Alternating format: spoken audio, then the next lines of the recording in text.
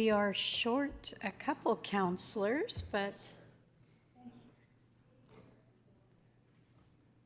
thanks, Adina. Oh, Ben is away today, so we'll excuse him. Looks like. So I'd like to go ahead and call this County of Newell Municipal Planning Commission meeting for June the 11th to order. We have one member who is absent, Ben Hofer. Would somebody like to make a motion to excuse him? Councillor Screever moves to excuse Ben Hofer from the meeting. All in favor of that motion? That is carried. We have some guests in our audience this morning. I'd like to welcome you all, and we'll begin some introductions. We'll start with Councillor Johnson. Good morning. I'm Neil Johnson, Division 7 Councillor. Good morning, Adina Scandrup, Division 2, the Hamlet of Tilly and surrounding area. Welcome. Good morning. Greg Screever, Division 5, Lake New Resort and South of Brooks. And I am Kelly Chrisman, Division 6, the northwest side of the county, and I will chair the MPC meeting today. Morning, Arno Dirksen, excuse me, Division 9, the Gem and Rural Rosemary. Welcome, Matt Finsky, CAO. Good morning, Holly Johnson, Division 4, the areas of Scandia, Rainier, Bow City, Castles, and Antelope Creek. Morning, Dan Baumgarten, Division 1, Rolling Hills. Good morning, I'm Lynette Kopp, Division 3, Patricia Millicent area. Good morning, Emma Sinclair, Planning and Development, Administrative Assistant.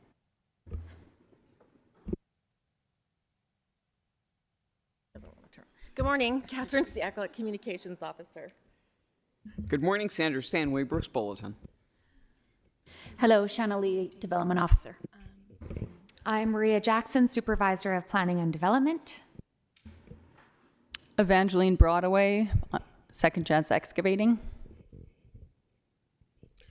My name is Jelmer Tilma, Rolling Hills. We farm out there right on the southern part of the County of Newell, right against the river. Good morning, I'm Andrew Stinnison from Dutchess, ANC Stinnison Enterprises. And Mark Harvick, Director of Municipal Services. Wonderful. Thank you all for coming in today. And we'll work our way through our agenda, beginning with the minutes. We have minutes from May the 21st in our package. How do you wish to handle them? Councillor Scandrup. I move we adopt the minutes as presented. Okay. Are there any questions or concerns? Seeing none, I'll call the question. All in favor? That is carried. Are there any post-agenda items? Okay. Approval of the agenda, please. Councillor Baumgarten moves to accept the agenda as presented. All in favor of that motion? That is carried. Development permits, permitted use list is in our package for information. I have one question, if I may ask. Sun shelters for commercial use by the EID. Can you enlighten me, Shanna Lee? Thank you. Thank you. Those are, there's 3 sun shelters that are being installed in 3 different locations at the Rolling Hills Reservoir Campground. I see. Okay, thank you. Any other questions? Seeing none. Oh, yes. Go ahead, Councillor. It's just Johnson. confirming that location would be at Bizano according to that Div 6. Oh, yes, it does say Div 6. So it is so not Crawling Valley then? Is it Crawling Valley?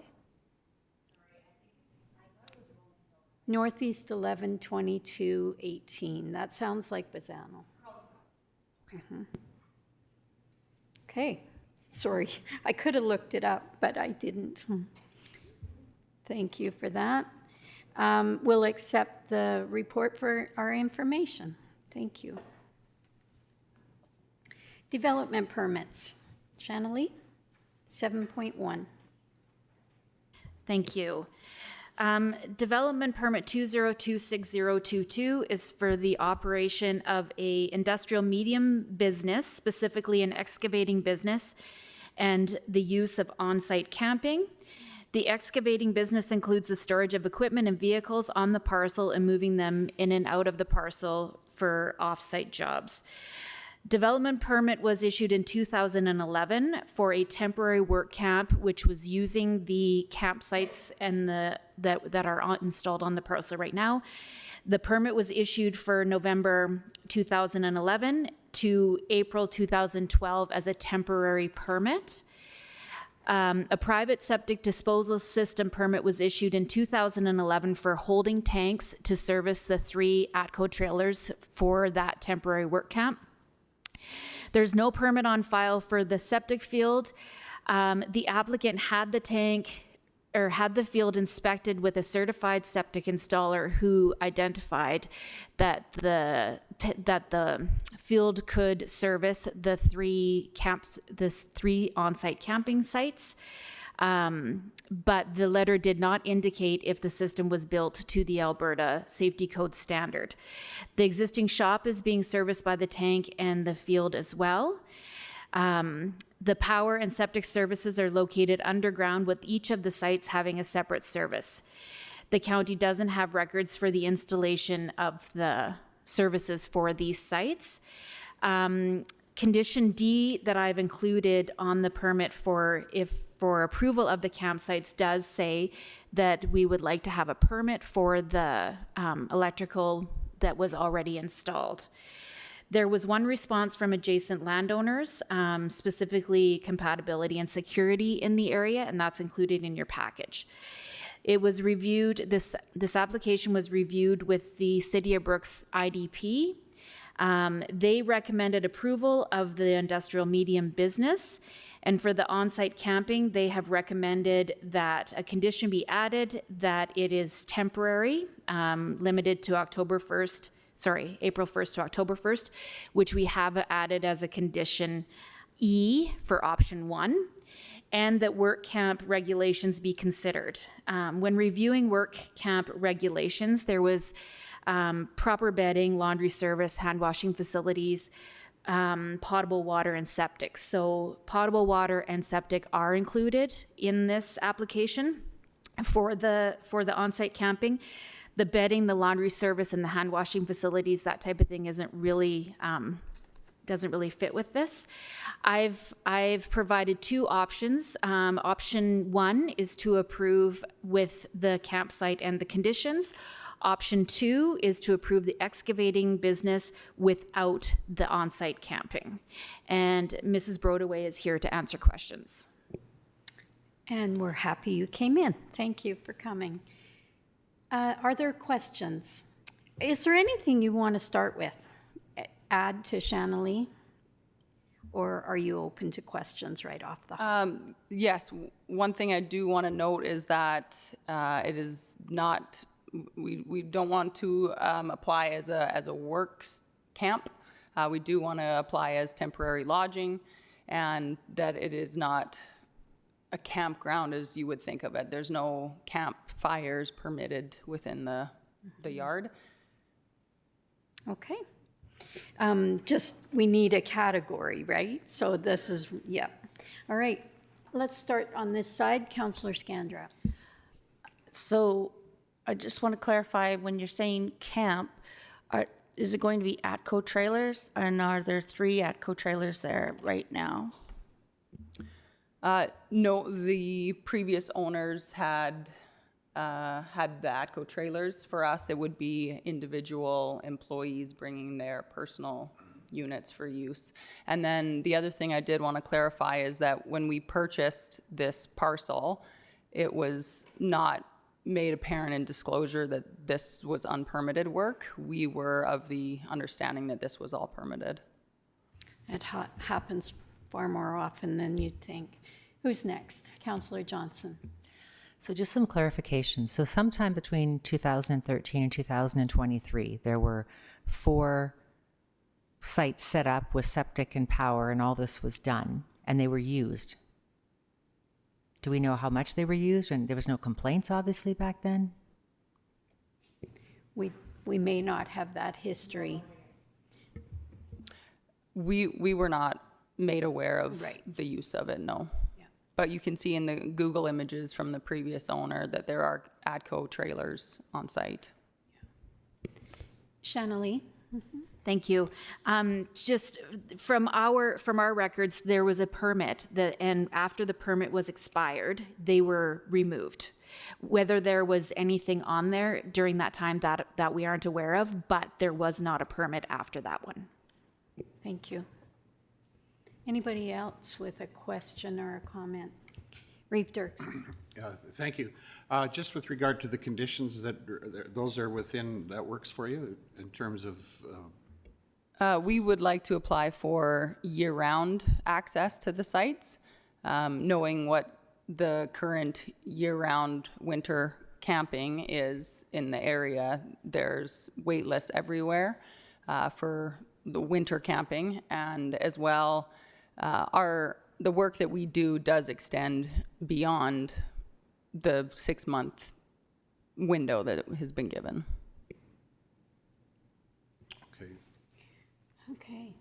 Further follow-up? Yeah, just to follow up with regard to this, like we've added the condition of it being temporary or 6-month window. Is there a process to get it to be year-round, or is up to us. Is that up to us? Shannalee? Sorry, to answer that question, that would be to remove condition E that says that they must be removed from the parcel if we wanted to allow for year round. And one other condition that I forgot to mention when I was reading my report earlier is to consider would be that no additions or alterations to the RVs on the parcel, no where they can add on boot rooms or that type of thing. Yeah. Porch or deck or outhouse to the back. We've seen all of this in the past, so we're learning from our experiences. You have a comment? Yes, and the winterization, I know that came up in the meeting previously. No hay bales, straw bales being used, just the insulated skirting with the R value, which is appropriate and approved already for the industry. And they're all obviously employees of the company. Yes, correct. So you would have some rules in place like fire pits or any control over that? Well, I don't believe open fires are allowed in the industrial park as it is. I'm not certain of that, but no, it's not permitted. Okay, you would control that. Any other questions? Councillor Kopp. I would just like to change that one condition to allow for yearly, but nothing permanent put on there. And then I would make the motion to approve. Okay. Councillor Screever and then Scandra. Yeah, I think with the intermunicipal development meeting that we had, there was some concerns around the year-long camping, and that's where that item E came in. More of a satisfaction for the Brooks delegates there. They were concerned about year-long camping. I don't have a problem with that. I did bring up the hay bales and the straw bales. We wouldn't use hay, but straw bales for skirting. So that is, you're addressing that. Yeah, I don't have a problem with this at all, and yeah, I agree with the removal of that condition. Oh, yes, Councillor Scandrup is next. Thank you. Sorry. Just in consideration, so we did receive a letter from an adjacent ratepayer with the understanding if they are camping in an industrial area that there will be, it is a work area and there will be 24-hour could be 24-hour things going on, that it's not going to become a noise issue for the people that are camping there. Am I being clear with that? Well, like, so you're going to be living in an industrial area. There is going to be noise at different times of the day, and you need to understand that you're living in their workspace. Good point.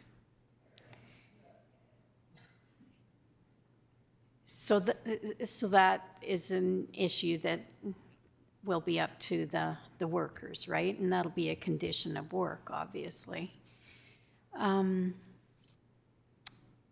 Okay. Any other, Councillor Johnson? I just need to clarify for you, Greg, that you're in favor of year-round, or you're saying you're not because of what the City of Brooks has asked for? I'm not sure what you're saying.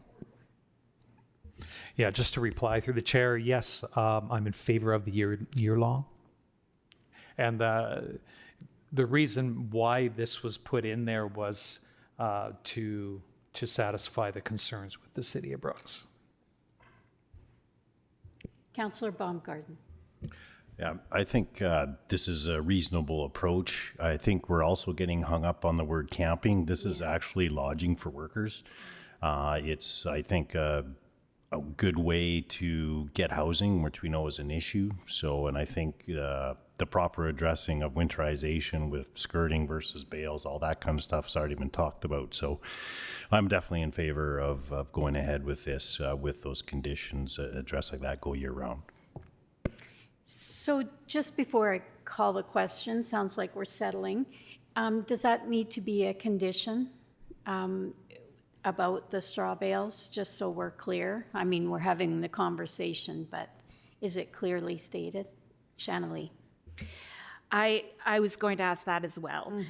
So for condition E, we're going to remove after the word dwelling. So they're not allowed to be permanent dwellings, but they are allowed to stay on the parcel full year. And did MPC have an appetite in adding the condition that there can't be additions or alterations to the RVs and that they must be skirted appropriately?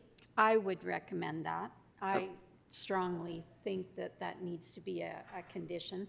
I also appreciate that you have the condition of the certified inspections, that we need to ensure that your sewage is compatible and able to take the system.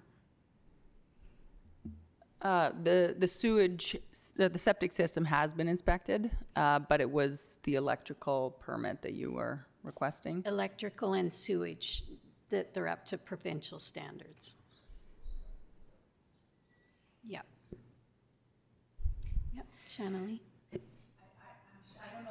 Your mic. Sorry, for the Municipal Planning Commission, but the letter that we got from the installer states that the septic field can accommodate those, but there we don't know the size of the tank, that kind of thing, and that's what we're looking for.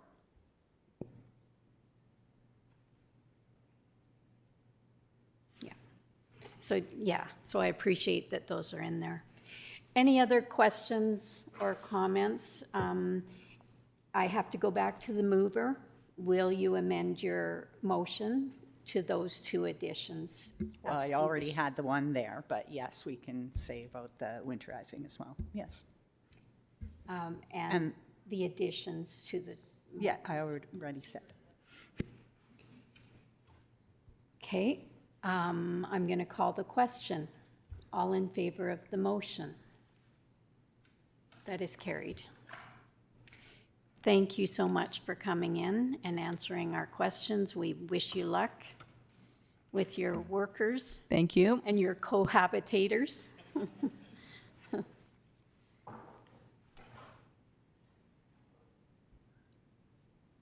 7.2 on our agenda. Shannalee will take this. Thank you. Development permit 2026023 is for the installation of 4 grain bins with a variance to the setback of the county road. In 2018, the applicant purchased the undeveloped road allowance on the south end of the parcel to rectify access issues created from the house being built too close to the property line and the unauthorized irrigation of the road allowance. A new road plan was surveyed to allow access to the parcels. At that time, there was, or in 2020, there was development permits issued for the existing dwelling and the existing agricultural building with a variance to that road. The grain bins will be installed on concrete pads. The applicant is requesting a 24-meter variance to the county road.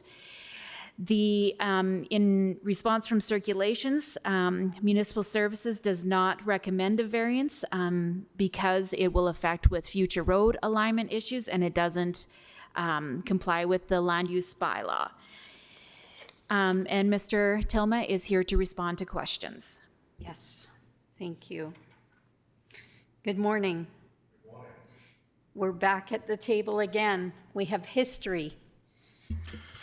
A lot has changed in the last 8 years, a lot of new faces here, and I also got a lot more gray hair, so here we are again, yes. And me as well. There you go. Is there anything you'd like to add before we begin discussions and questions on your application?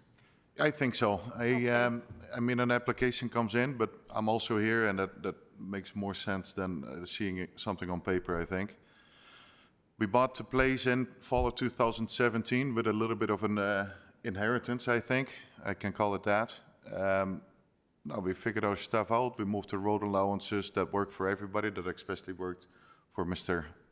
Parson, but also for the county, and it worked out for us as well. Realizing now, what I know 8 years later, is that we expanded tremendously in the last 8 years with our farm, our family, our community.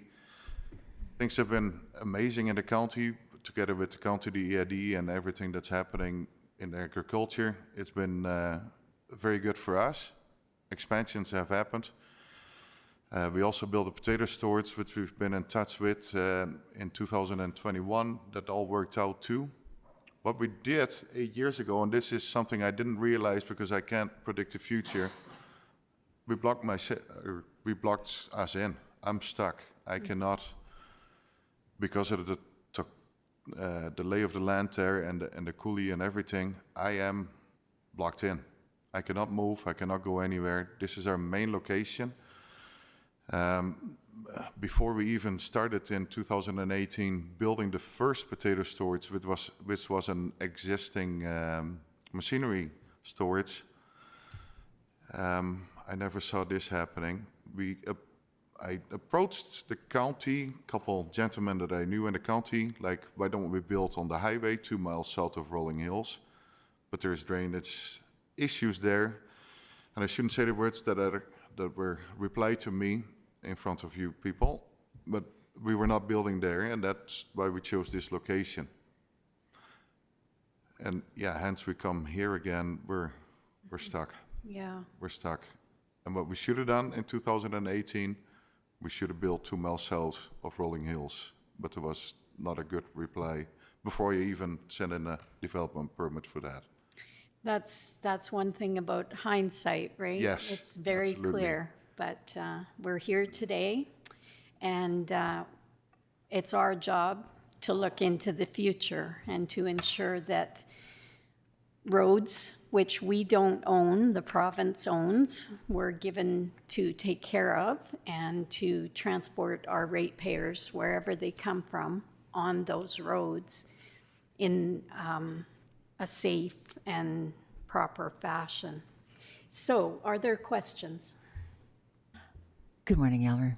I've heard a bit of the story, but I know I know you know the history, but most of us don't know the history or well enough. Can we get a summary of what happened to create this very interesting road pattern? I'll let the ratepayer, Mr. Yelmer, and Mark, he would be a great source.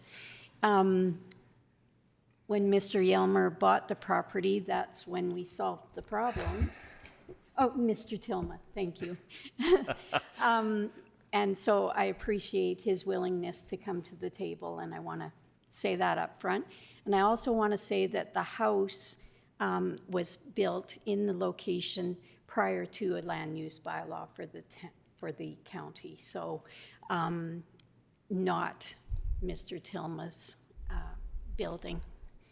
Go ahead, Mark. Through the chair and to council to respond to that, I'll do my best to highlight it without getting into the weeds too deep. This red property line down here is actually the 2-mile grid allowance. You can see the road allowance just off the right-hand side of the page here.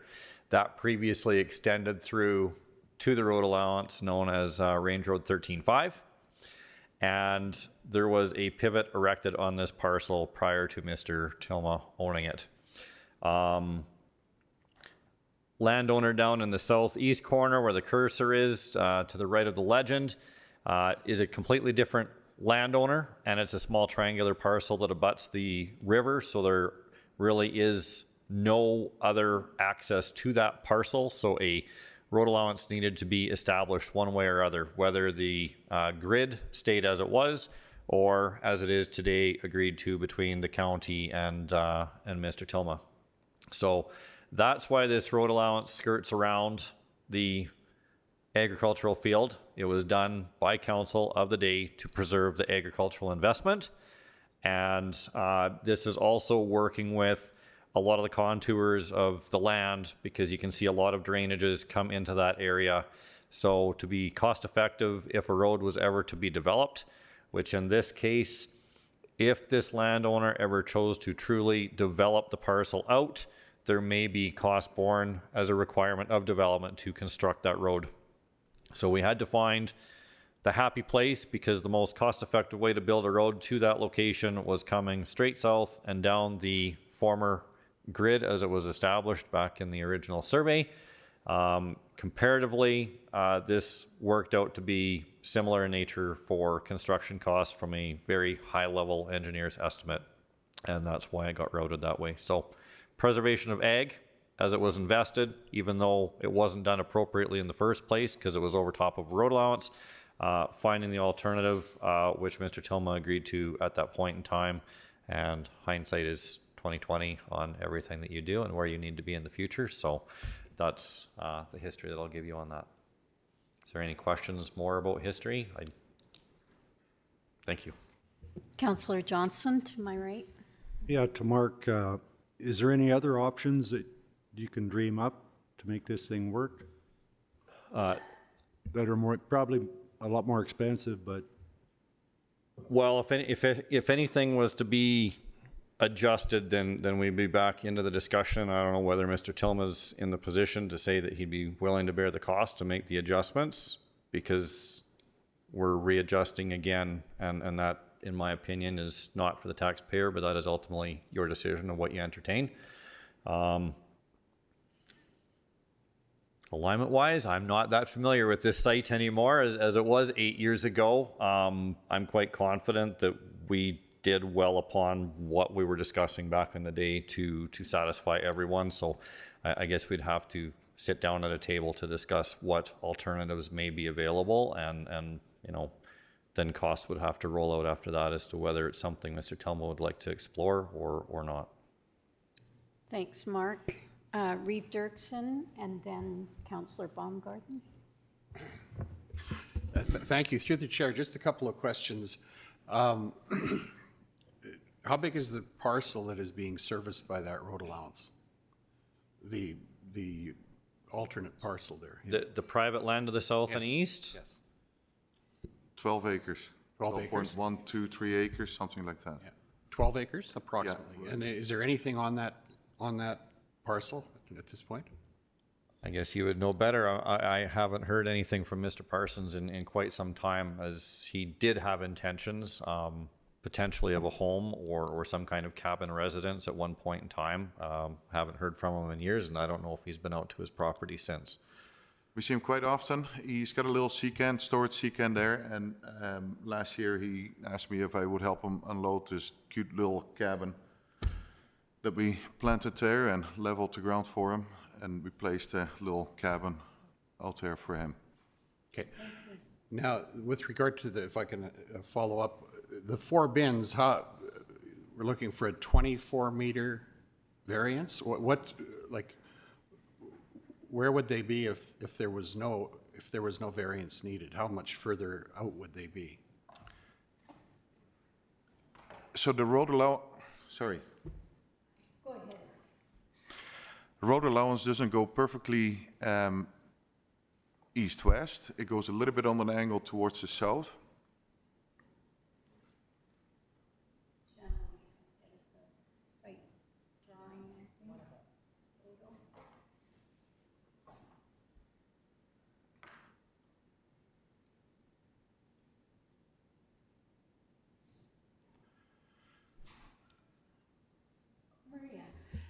So this photo shows where they would like the grain bins to go, and 30 meters up would push it up to here, approximately. However, in the other photo, you could see that, and I don't know what the topography of the land is, but there is unirrigated land further north and west, I guess, or north and east, pardon me.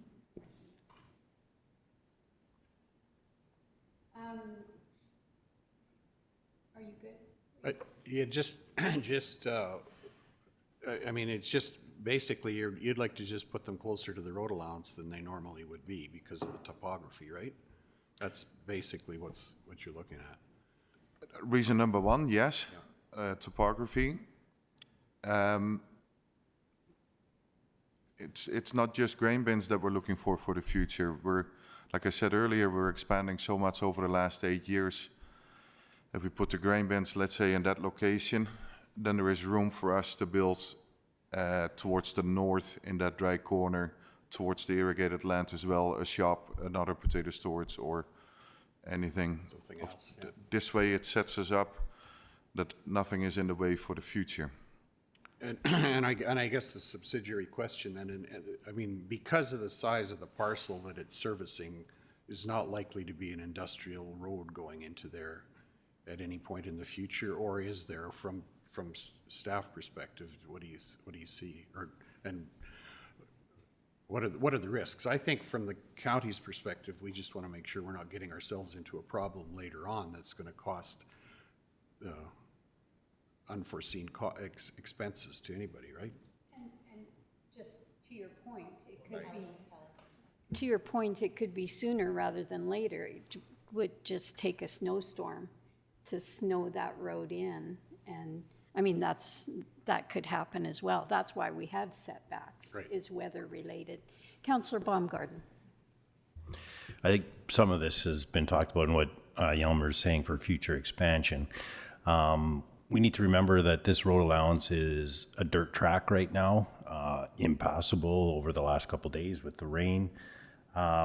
With the grain bin development that is being contemplated here, these are significant sizes requiring access for fully loaded B trains and stuff like that. So I'm assuming it'll be a high grade gravel type surface there. So sort of to what Mark was saying, that the landowner will be responsible for building the road to the other parcel. That will kind of happen by default with this development, in that it's going to have to be a very robust and rigorous road to support the weight of fully loaded B trains leaving from those bins. And just further to the topography concerns, all of that light gray area is essentially a cliff. Like, there is nowhere else to go in this area. So it's certainly a one-off circumstance in terms of how the land is the topography is arranged here. So there's nowhere else to put this stuff. So if there's any other future expansion, I can understand why Mr. Toma is asking to be right next to the road allowance. But also, we need to keep in mind that that road allowance will be improved far beyond any other normal road allowances like this, just to allow for the use of that for his operations. And the other part in terms of expansion, I don't know, Yelmer, if you want to mention anything about people you're hiring and the benefits to the community and those types of things. Go ahead, Mr. Tillman. To answer Dan, yes. on the roadway. As you can see now, potato storage, the one that's facing north-south. Up to there, a little further, there's a gravel. The rest is all dirt trail. Yes, we will make a beautiful packed gravel path there all the way up to the end of the fence line on the east side for the B trains, which would almost be a third of the road. I believe I agreed to that I had to develop if Mr. Parsons would ever build. Is that correct? Yeah. That being said, yeah, it's going to be, for Mr. Parsons, easier access. So over the last 8 years, we expanded so much, but we're not done. We're not slowing down at any time. We also have 4 full-time employees in 8 years. It was me, myself, and I when we started this 8 years ago. We have 4 full-time employees in Rolling Hills. 2 of them have bought houses. The one is renting a house in Rolling Hills, and number 4 is looking for a house in Rolling Hills. Yeah, that all adds everything to what we're doing here. Future, if we can zoom in maybe a little bit to the potato storage. I'm going to be knocking on the door again for a permit, I think. We have the north-south facing potato storage. To the right of it, to the east of it, there's a couple of grain bins, and you can see our old greenhouse there. If we want to expand in potatoes, I will be asking for a setback permit again for new potato storage. So I'm not, in a little bit here, we move on to a subdivision of land that we bought, and yeah, we're not done in the community. We're not done building, and we are part of that, and we are part of a future there. So I want to be ready for a future, and that is what I'm after here, or I think we all are. Councillor Screever and then Councillor Johnson. Yeah, thanks for that information. Now, as far as, we can't really make an assumption whether Mr. Parsons will build or not. He may, and that land could sell, and the new owners could build a house there, right? So we want to make sure that there is a sufficient road to that one parcel. And if I understand staff, that would be the only parcel that road would be servicing. So with the setback, with the location on this map, the way it's drawn out now, is there a sufficient type of road that can be built for that one parcel with the variance on the setback? What kind of road are we looking at? I see a glorified driveway for the most part, as it is not a through road. It won't be servicing anybody else other than those 12 acres, plus minus. So what kind of road can we build with that current setback? Maybe that's a conversation with Mr. Harbeck or with Anne Marie. Maria.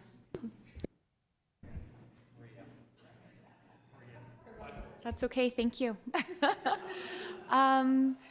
So we do have to look into the future. So even if 20 years from now, this land gets developed as a residential property, let's say, or even for agriculture, who knows? They have to be able to access this parcel, which is why this road was rerouted, because as Mark explained, it was a natural grid road which came here and then follows through to adjacent parcels to the east. So if there's a development here, that developer will be responsible for developing this road to a county standard. What that standard will be determined by what the standard of the county is at the time. So it will, at minimum, be a county gravel road that they would have to construct, and then the county would maintain that. So there's a bit of a process. They would construct the road, then there's a 1-year period where we get to test it. The county, gets to test it, make sure it meets the standard, and then they would take it over. So I guess things for MPC to consider is that this will one day become a county road. Right now, it is essentially being used as a yard and a driveway. So if there is a whole bunch of development along this side, right along the right of way, and along this side along the right of way, it could lead to problems in the future. So I guess you need to consider what future potential development might be and what those problems could be and how that may impact the county in the future. I have follow-up, and then Councillor Johnson. So just You as were a next, right? just as a follow-up with that setback with those new greeneries, that's insufficient to be able to build a county grade road. Is that right? Maria? The county can build, the developer could build a road within the current right-of-way. However, as we've seen on other county roads, if there is development on both sides very close, you run into drainage issues, water, extra wear and tear on the road. So I guess those are things to consider, and also future traffic and what that impact may be, whether it's enough or not to impact the road. Councillor Johnson on my left, and then to my right. I just wanted to clarify the setback issue. So when I'm looking at that road, can any more development be done to the south, or is it basically a cliff there? Like what is the distance from that road to actually where you couldn't drive any further to the south or develop to the south? And then you're asking for it to be 6 meters instead of 30 meters to the north. Do I understand that correctly? To the south, from the potato storage to the south, or where the greenhouse would be, it's straight. It is coulees. Everything is coulees. It's so steep you can drive there in a pickup truck, but that's about it. The only development in the future that I have in mind to the south will be to the east of the north-south potato storage.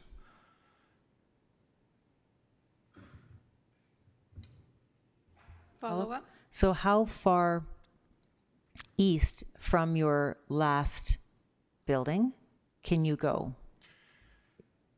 In that dry corner, you see the north-south fence line. If you take that straight down from the end of the pivot, that right there, but then going north, that is about it. And even that dry corner, there's a tremendous slope to it, but to the right of the cursor, everything is straight down.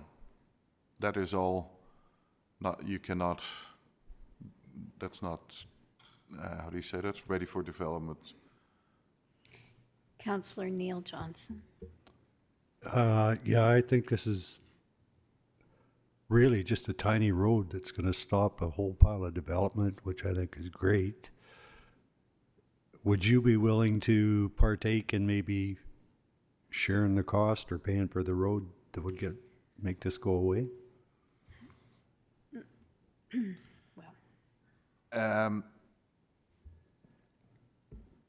I said yes to that 8 years ago.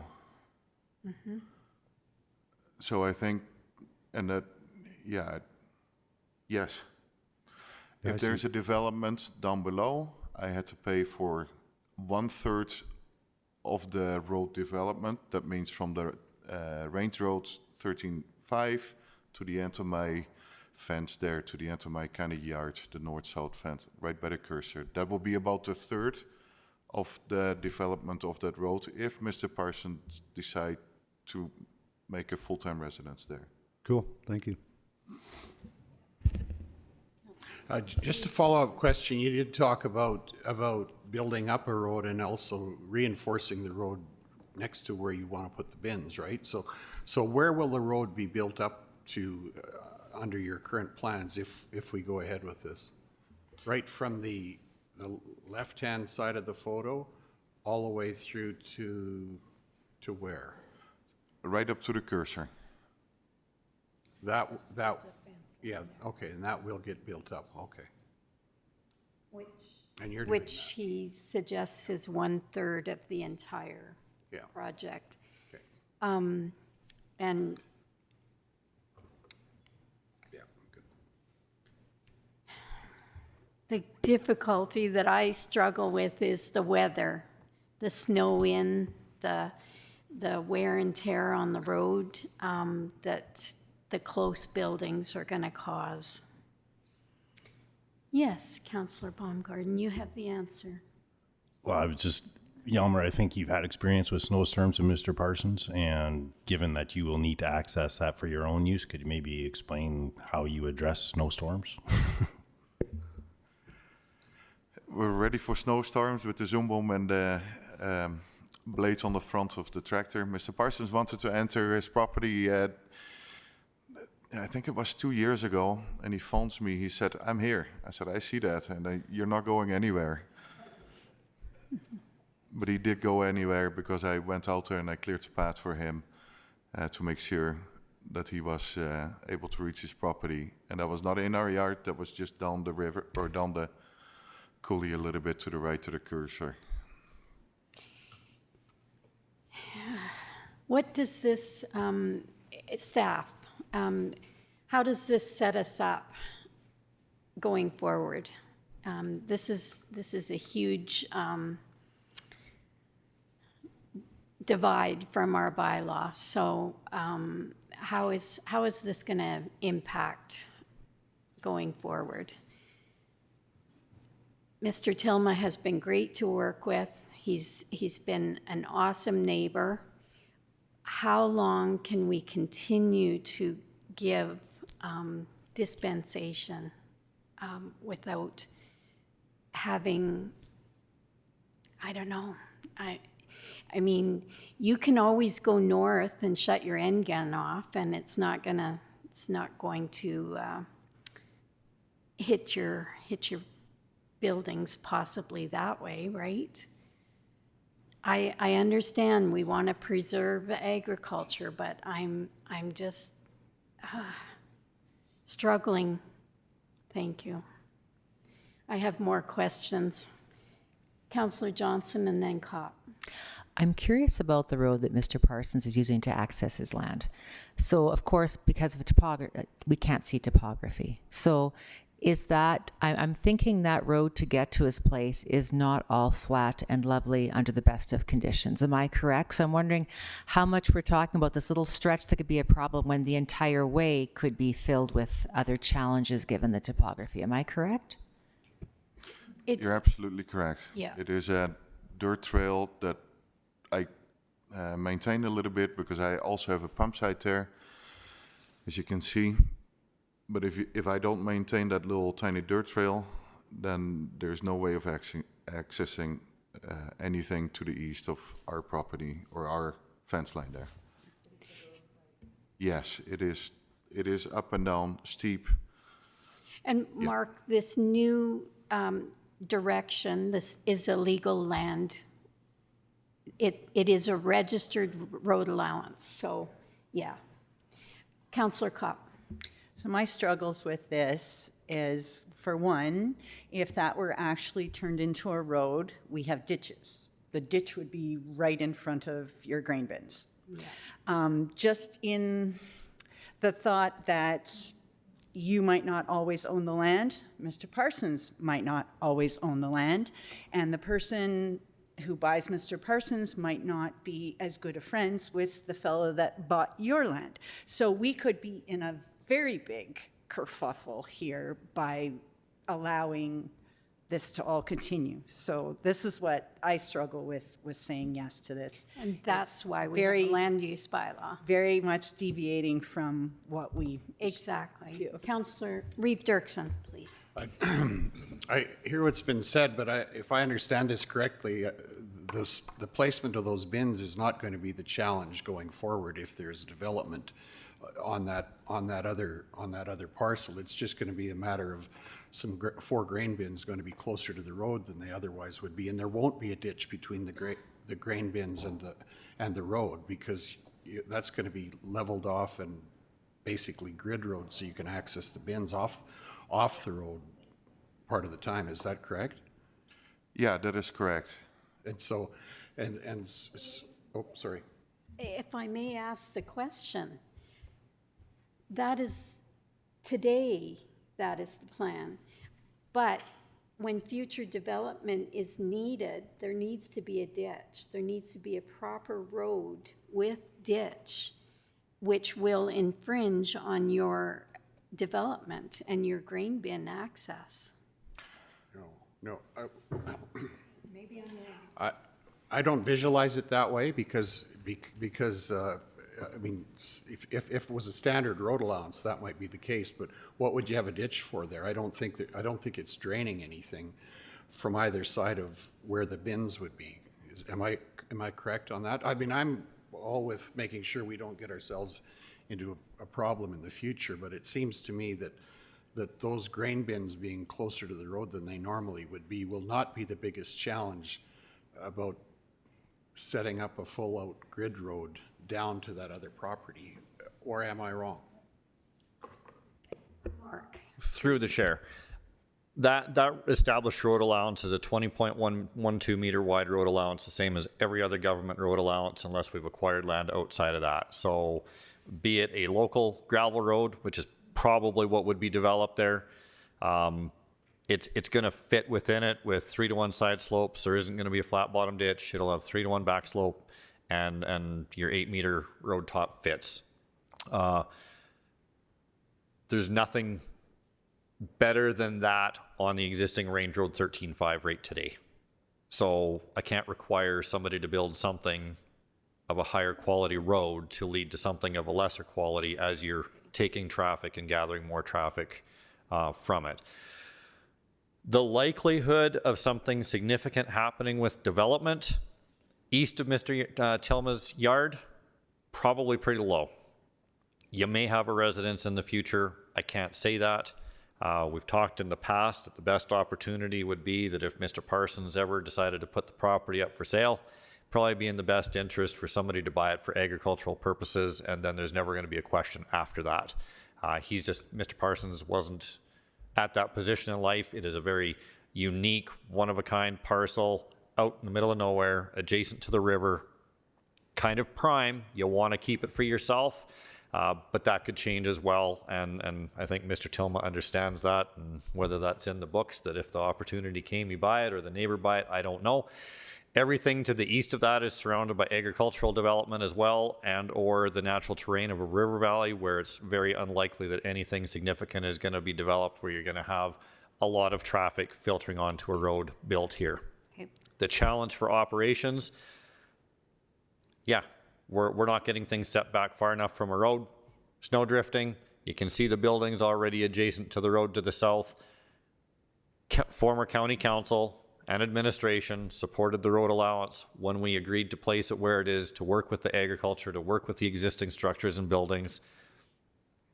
Have we had snow 10 feet high in ditches down on rolling hills before? I have been here and I have seen that. It's happened 2011, 2010. Other than that, I haven't seen that amount of significant snow. But drifting, drying of a road, well, Mr. Tilma's proposal, it's going to affect Mr. Tilma at this point in time and or a future landowner. And I think that's the risk that MPC needs to consider in the decision of the request for a variance in this matter. Thank you, Mark. Anything? Yes. Matt Bensky. I would just, in the context of considering the decision, you know, we don't have it very often in the county where our roads are impassable. It might be for a period of days. So when you take everything you've heard in context, the investments, the future growth potential, if the accepted risk is, you know, every 5th or 6th year, you're not going to be able to get down that road for a few days that you may want to get down the road, that might need to be taken into consideration. Okay.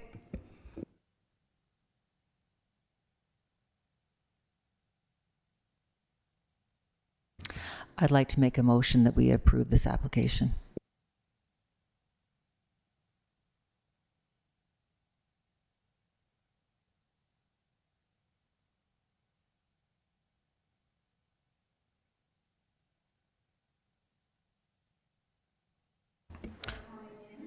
Thank you, And- everyone, for having me today. And I appreciate the conversation. There we go. Have a good summer. Thank you as well. Is it You as starting well. out good for the potatoes? It's beautiful. The beautiful rains, we're winning. Wonderful. Have a good day. He's coming back, yes. Okay. 7.3 on our agenda. You would like 5? Okay. We will take 5. We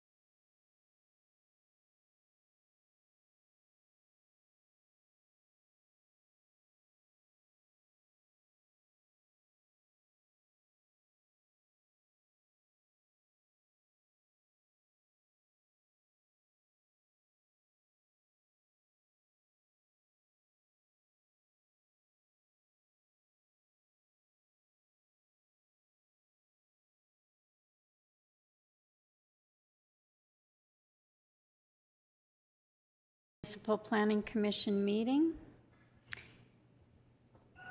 Shanna Lee. Thank you. Thank you. Development permit 2026038 is for the operation of a vehicle services business. There'll be no alterations to the existing building. The applicant will be using a portion of the shop for vehicle services, and the remainder of the shop will continue to be used for equipment storage. There is no retail or viewing area. The applicant plans to take on a project that would take months to complete and just work on that project in the shop. There was no issues or concerns from administration, and there was no response from adjacent landowners, and we're recommending approval with conditions, and Mr. Reed was unable to make it to the meeting. Thank you. Any questions of staff? Any concerns? Possibly a motion on this application? Councillor Johnson, as recommended. As recommended, I'll make that motion. Thank you. Anything further? Call the question. All in favor of the motion? That one is carried.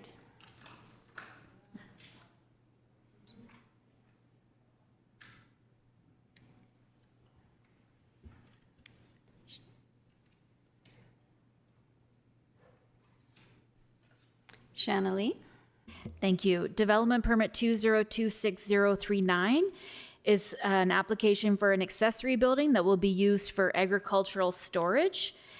The parcel is split zoned with a portion of the land zoned rural business and the remainder of the land zoned agricultural general. The split zone was because the applicant is operating a business on a portion of the parcel. The building is going to be used for agricultural storage. Had it been completely on the ag portion of the land, it wouldn't have had to come to the Municipal Planning Commission, but in the rural business district, it is oversized. There was no issues or concerns from administration. There was no response from adjacent landowners. The Dutchess IDP has no issues or concerns. The applicant is not requesting any variances, and we would like to recommend approval with conditions. Great, thank you, Shanley. Any questions? Our applicant is here. Thank you for coming in. Yes, Councillor Johnson. Just more for my information, I was kind of confused by the split land use.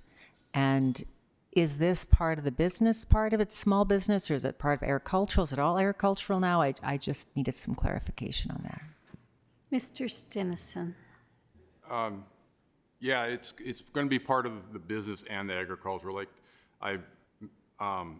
in the agricultural part, I make the small square bales, and I'm going to use that for storage and also for my equipment. So there's nowhere else to put it. I don't want to put it in my fields because there's no room. So that's kind of like the best optimal spot for it there. Reeve Dirksen. Thank you. Through the chair, are you amicable with the proposed conditions that are laid before us? They work for you? Okay. Are you prepared for a motion? With that, I'll move that we approve option 1 as proposed. Any further questions? All in favor of the motion? That is carried. Thank you. Yeah. A lot easier than the last guy. He's a bigger guy. We can pick on him. Just kidding. Subdivisions. Item 8.1. Maria. Thank you, Madam Chair. This subdivision is in Division 1, 3 kilometers northwest of the hamlet of Rolling Hills. The applicant would like to subdivide the homestead from the remainder of the farmland. There is a house, 2 sheds, 2 sea cans, grain bins, and 2 shops on the proposed parcel. The house and dugout are located closer to the county road than the required 30-meter setback required by the land use bylaw. All the other development meets the applicable policy. The house is serviced by regional potable water and the wastewater is handled by a septic field. There are no flagged historic resources or environmentally significant areas. There were no concerns raised by adjacent landowners. Municipal Services indicated that they would like to dedicate 5 meters of land along the road frontage of the proposed subdivision and the remnant parcel to allow for ditch and drainage improvements. So as you can see here on the bottom corner, the current parcel sticks out a little bit further than the parcel to the south. So they would just like to request 5 meters as a caveat running north so that those lines are the same for drainage work in the future. The EID had no objections, subject to their standard conditions. It is recommended that this subdivision be approved with the conditions that all property taxes be paid, that any easements such as EID requirements be provided to the county prior to registration. If a development agreement is required with the county, that the applicant enter into that, and that a 5-meter wide road right-of-way be dedicated by caveat along Range Road 14-1. And reserve is not applicable as this is the first parcel out. Right. Thank you, Maria. Are there questions? Seems quite straightforward. Councillor Baumgart. Just wanted to confirm, are the conditions acceptable as they're written? Yes, they are. Then I'll follow up. I'll make the motion to approve as presented. Thank you for that. All in favor of the motion? That is carried. Thank you very much. Thank you very much.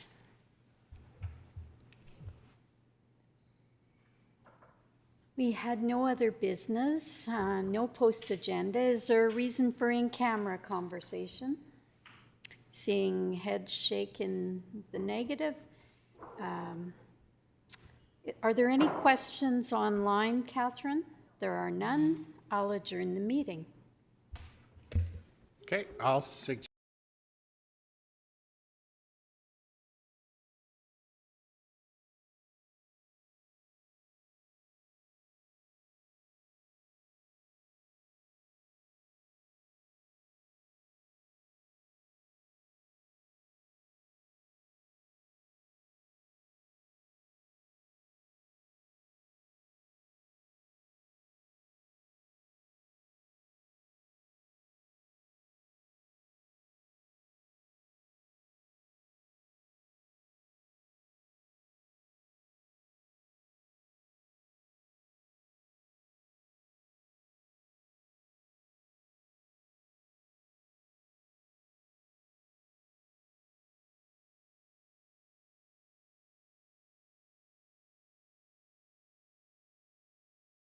Are you ready to start the meeting?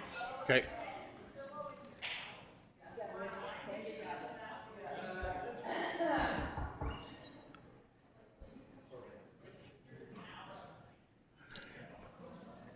Good morning, everyone, and welcome to our council meeting for June the 11th, 2026.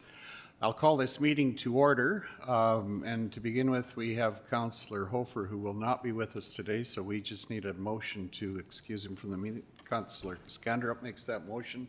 All in favor, please indicate. That is carried. Thank you. We have the adoption of the minutes from the May 21st meeting that have been circulated. Are there any errors or omissions, or a motion to approve? Councillor Johnson? Motion to approve. Thank you. All in favor, please indicate. That is carried. We have an agenda before us. Are there any changes to the agenda? Our agenda includes a meeting with Silver Sage Ag Society at 11:15 and the Southern Alberta Summer Games at 11:30, and then Grassland Soccer later on this morning just before noon. Are there any other changes to the agenda that anyone has to make? Or alternatively, a motion to approve as circulated? A motion to approve as circulated. Thank you, Councillor Chrisman. All in favor, please indicate.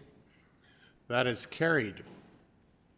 And we're awfully close to 11:15. Silver Sage is here. Are we, you've got everybody you need to have with you this morning? Yep. Okay. Welcome, and let's maybe start with introductions, as we have a few other people in the room who will probably be with us at our next appointment. So let's make introductions, and then we'll carry on with our meeting. Go ahead, Councillor Johnson. Morning, Gerald. I'm Neil from Division 7, which you well know.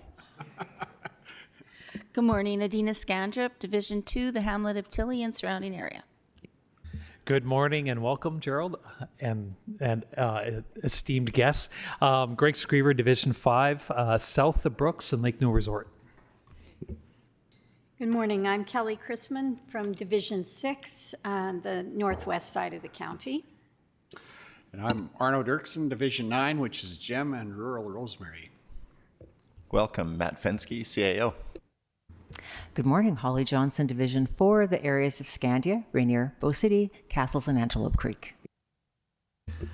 Hello there, Dan Baumgarten, only Division 1, Rolling Hills. Good morning, Division 3. I'm Lynette Kopp. That's the Patricia Millicent area. Good morning, Ariana Nielsen, Executive Assistant. Good morning, Catherine Siakla, Communications Officer. Hi, Gerald. Sandra Bulletin. And I introduced myself just before coming up, so. I'm Gerald Trembecki, and I'm representing the Silver Sage. Hello. Oh, this is on. Natasha Laviolette. I'm Assistant Manager with the City of Brooks for the Recreation Department. Right.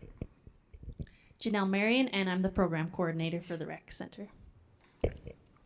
Thank you. With that, we'll carry on with our meeting, and I'll call on Elaine to give us the outline. Thank you, Council. So the Silver Sage has submitted a funding request under the Recreation Facilities Improvement Program. I think that everything is in order with this particular one. They're wanting funding to move forward with the replacement of the roof surface on the Silver Sage Arena. Gerald is here to answer any questions that might arise from council in regards to the application, but the total project cost that has been submitted is $307,000, and it's a 50% funding contribution that is being requested. We see no reason why the funding shouldn't be considered under the existing policy that we have in place, and are recommending approval. If you've got some questions, ask away. Thank you. Yes, and thanks for coming in this morning, Gerald. Are there any questions? I think this fits within our policy. Go ahead, Councillor Kopp, please. Through the chair, it's just shows up here as urgent. So was this part of the storm we had last August, or did you not know that it was coming apart? Or I guess that's my question. It wasn't due so much to the storm of last fall or that. We've recognized the problem of condensation and leakage through the roof, as it is about 25 years old. So it was just trying to obtain funding and put together the money to achieve putting up the roof and getting proper quotes. We started at about $700,000 was the first quote, and finally got it down to where it was obtainable to redo the roof to preserve the building. Thank you for that. Any other questions or direction? Go ahead, Councillor Chrisman. Just about the quotes, you mentioned you did receive more than one then. We started out with a company from the Lethbridge-Coaldale area that provided an extra insulation barrier to go over the ribs of the metal.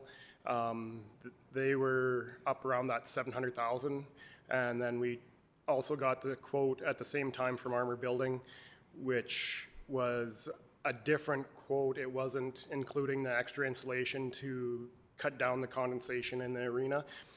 And then we had discussion with Armor again about the way that the company from Lethbridge was going to go about the work, and they came out with a quote of $307,000. Thank you. Thank you for that. Any other questions? Councillor Chrisman, prepared to make a motion to approve as recommended? I am. Sorry. Were you reading my mind? Didn't mean to put words in your mouth. Yeah. I felt like it. Yeah, that's right. It's all good, Okay. but that was my motion as recommended. Any other questions? Councillor Johnson. I was just curious, have to talk louder with that rain over top of us, but are you going to start on this immediately? What's your timeline to have it completed? We will start the construction of the roof as soon as possible. I know Armor was booking up quite quickly, and I hope we can get into their queue for this year. Okay, thank you. Any other questions? We have a motion to approve. All in favor of the motion, please indicate. That is carried. Thank you. Thanks for coming in this morning, Gerald. Thank you very much. Have a good day. Okay, you too. Thanks. With that, if the Alberta Summer Games Group is prepared to go a little ahead of schedule, you're welcome to come up. We'll move to item number 7.2, the Southern Alberta Summer Games. We've already had in for introductions, so welcome to our meeting this morning. The floor is yours. When you press the button. Thank you so much. As the rain had me a little. Yeah.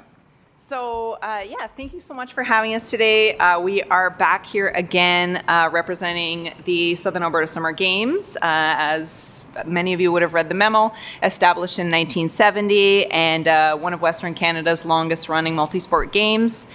They see typically around 2,000 participants a year across 13 regions. I can also talk louder if we need. And so this year, the County of 40 Mile is hosting the games. It'll be July 8th to the 11th with 24 sporting events and cultural activities. I've outlined some of the items that the City of Brooks provides to support this collaborative initiative that we attend as the region. And we're here again to request funding for the Team Newell t-shirts in the amount of $3,870. And I would invite any questions if you have any. Thank you for that. Are there any questions? Personally, I appreciate the noise that we hear in the background. It's always good in the desert, right? Councillor Johnson. Do we have a design in mind? We do have a design and have been actually very much playing around with AI designing and having a lot of fun. So we do have a design in mind, and I don't have a mock-up for you guys. We're excited to launch it on the t-shirts, but this year does have a salamander on it. I'll say that much, a native animal to the region. Thank you. Any other questions or direction for us? Councillor Kopp. Go ahead. Make the motion for the funding that was requested. Approve as recommended. Thank you. All in, any other questions? All in favor of the motion, please indicate. That's carried. Thank you. Thanks for coming out. Stay dry when you go outside. You might want to wait inside for a while, just saying. Hopefully it washes. Your car's washed out. Yeah. So we have another meeting with Grassland Soccer at 11:45. So let's move on down to administrative business. 8.1. Lane, do you want to come and join us for the the Microgen project, right? So this project is one that was anticipated in the 2026 budget. With the budget having been approved, we went ahead and issued a request for proposal for the construction of a solar microgen facility. And this is being funded in part by the grant program that is administered actually by Alberta municipalities. We were approved for funding under that program. After the request for proposal was posted, there were a number of companies that expressed interest. There were 9 companies that showed up for a mandatory site meeting that we held in advance of the deadline for submitting proposals. And on May 28th, we had 9 proposals that were submitted. Went through the proposals, actually requested the support of a fairly technical service provider that was able to assist with the review of those proposals. Prices ranged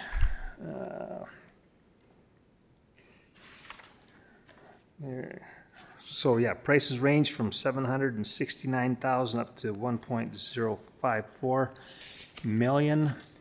3 of the companies that submitted proposals were deemed ineligible. Just a lack of a direct experience for a project of this size. So the recommendation that we have for council is that the project be awarded to CBI Solar.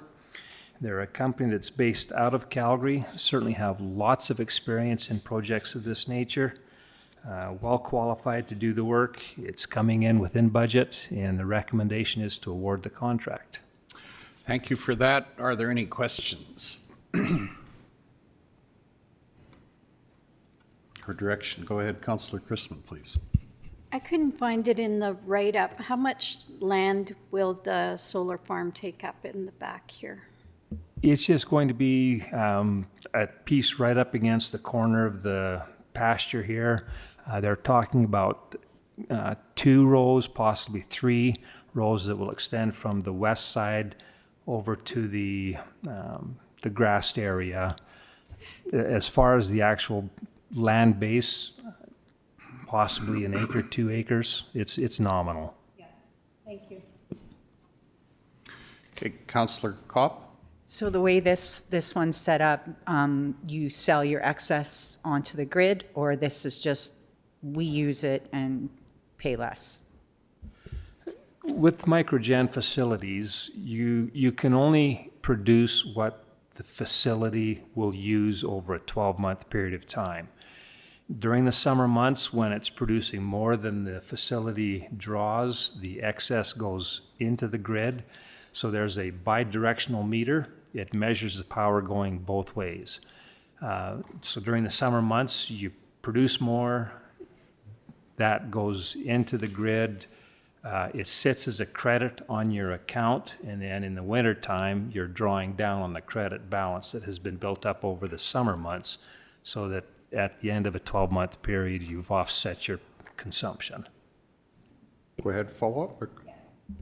So the credits back and forth are done through a particular company, or like that's a third party that does the ins and outs? Yeah. Is that the way that works? No, it just appears on your bill. Whatever retailer you have that you procure your electricity through, the credit is applied directly to your account with that retailer. It doesn't matter who your retailer is. Right. Thank you. Councillor Screever. So how much would this save us each year on our utility bill? I think we've seen a payback. It's about, is it 7 years? Or? Correct.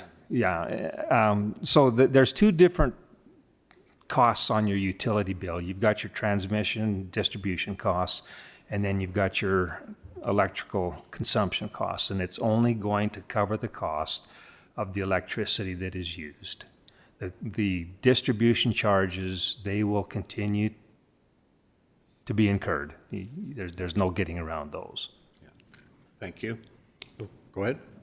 Any other questions or direction for us from anyone?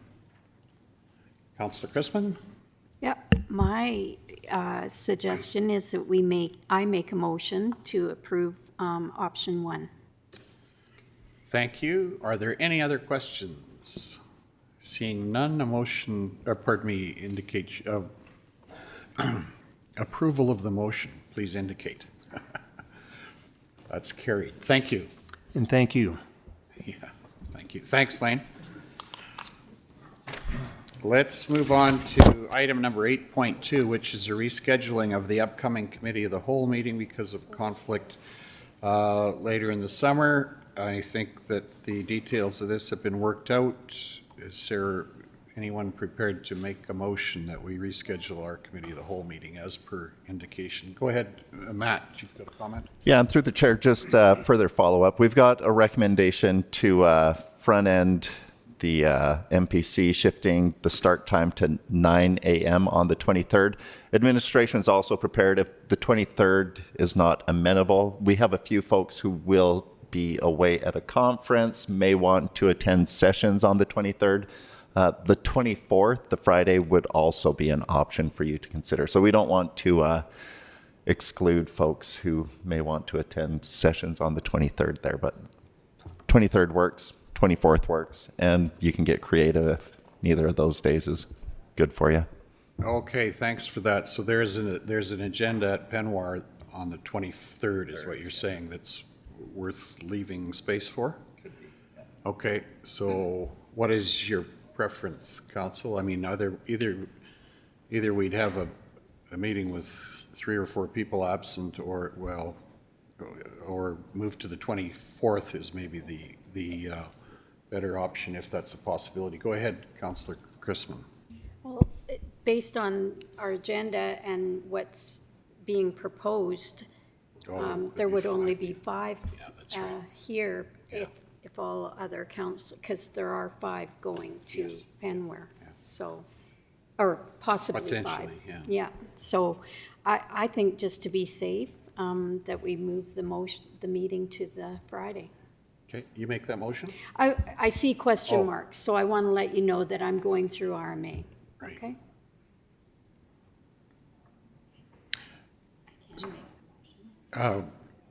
You prepared to make a motion? Sure. I am Okay, prepared to make. thank you, appreciate that. So we have a motion that we move our schedule from the 23rd to the 24th with the council meeting, the MPC, and also the Committee of the Whole meeting following the council meetings, correct? Starting at 9, yeah.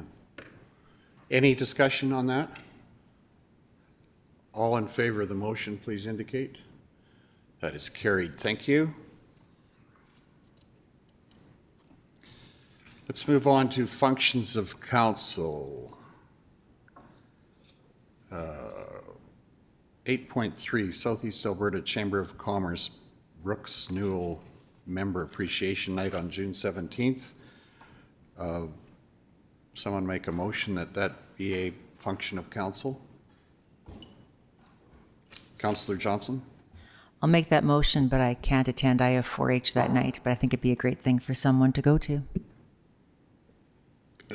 Someone, or this is being proposed as a function of council so that it's open to anyone who can make it, is that correct? Is that how we understand that? Because we are a member of the Chamber of Commerce. Councillor Neil Johnson. I think we should just send a couple to something like this, not the whole council. My motion then is for 2, not open. Okay, that we send 2, okay.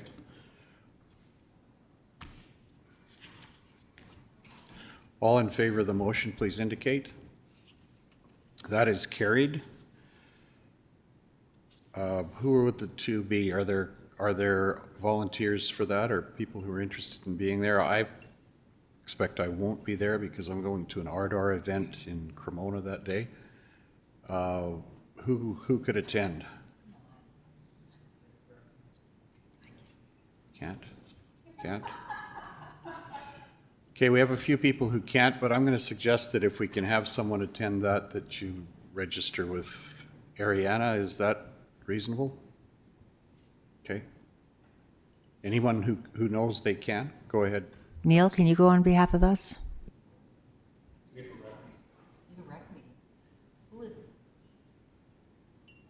Okay, who here doesn't have something Wednesday the 17th? Anybody?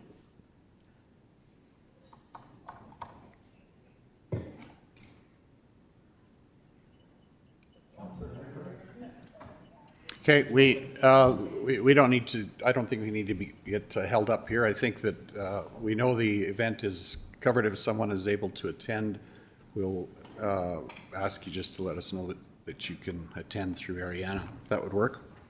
Okay, other functions of council.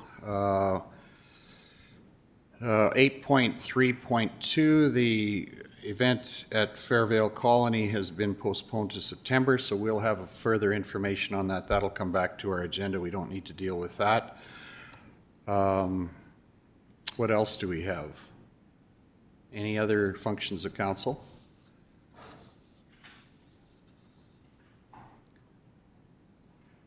Penwar, you wanted to talk about Penwar. Go ahead, Councillor Johnson. This council approved 3 people going, and now there are 4 people who'd like to go, so we need to decide who's going to go. Okay, what's your preference? Okay, I'll be attending. I think Councillor Holly Johnson, Councillor Baumgarten, and Councillor Neil Johnson are all interested in attending, correct?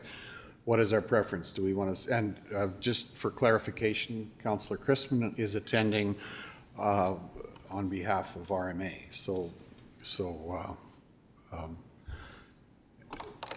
Go ahead, Councillor Holly Johnson. I wanted to attend. It really fits well with my PEP board work, and it ties into things I'm doing. So I just think it's good to look at how it fits into our areas of interest.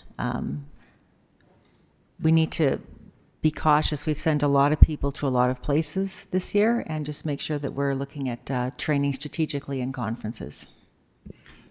Okay, we've got two options here, I think. Either extend our extension to 4 people, or we have a vote on who the 3 people will be. What's your preference?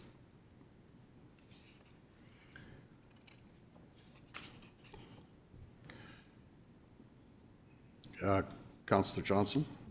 I'd move it to 4, one more councillor if they're interested. It looks like a really good agenda, especially with some American states coming in. I think it will be. So are you making a motion? I will make the motion, at least to get discussion going.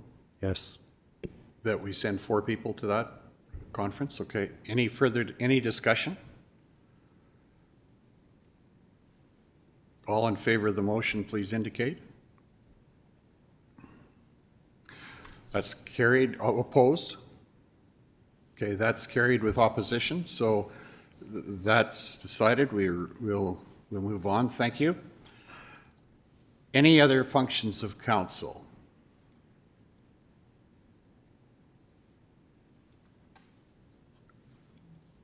Seeing none, let's move on to municipal services, right? Welcome, Mr. Mark Harbrecht. Good morning. Keep it brief since you have another appointment here at 11:45. Highlights, municipal enforcement. Attended the AMEA conference. I also participated in a virtual session for the CAOs and supervisors of that, which was well attended virtually. I was also at CPAA in Red Deer at the same time, so it worked that I could stay in my hotel and still participate without driving across the city. Additionally, I understand there was a question perhaps about community peace officer patrol vehicles and getting them professionally cleaned and whatnot. Just remind council that we do dog handling, and sometimes they're not on their best behavior inside of the vehicle, so health and wellness of our officers. Professional cleaning services are used from time to time. That is included in the budget. That is not something that we just creatively do. So when you see expenses on the listing, that's what that's for. Fleet services, happy to report again, we've been able to keep up with fire and emergency services. So those units for the year, I believe, are all done. If not, there'll be more in the fall. But dust abatement machinery and equipment is out on the roads right now. We're working with what weather we have. So they got that stuff all ready for us. 2 old fleet trucks are on hold with the resale. We actually just gave them permission to proceed with the resale now that we've got the hail damage payout. So we're hoping to break even or maybe even do better with the resale with hail damage and insurance payout. We'll see when those values come back. Operations, this is probably the one that you're most interested in. What have we been doing? How many customer service requests have we got? Got 2 more this morning. We're up to 23 customer service requests after the rain and new rain event going on right now. So across 7,500 residents in Newell and 1,1500 kilometers of gravel road, I'd say we're in very good standing. Yes, we have some roads that do get degraded. Maybe we're a year off from getting them resurfaced with gravel. Maybe we're 2 years off. We're close. 3 or 4 days to get things restored once weather permitted. So reporting to you that grader operators, because they didn't work several days during the week, they did work both on Saturday and Sunday, 8 to 10 hours each, as they could respectively provide our ratepayers based on previous commitments.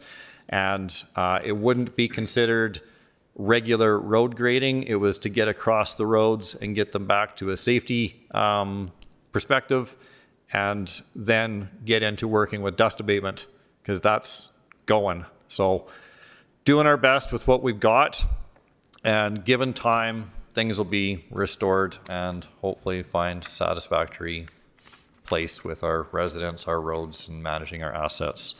If there's anything with service levels that need to be considered through the CAO, let us know when we come up with those things.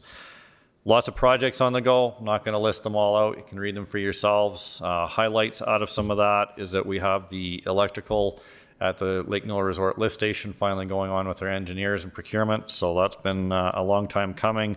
Crack sealing is complete. Line painting was supposed to be going. However, weather again has delayed that on paved surfaces. It'll be the earliest that we'll have both of those services done in several years.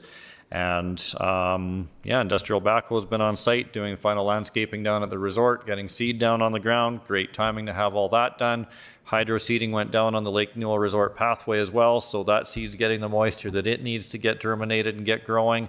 Otherwise, just lots of fine things to be tuned on projects that got carried forward and trying to work with the weather and kicking projects off for this year. So we did have a leak on Lake Newell Resort force main again, down in a similar area, just a little ways away from the previous break.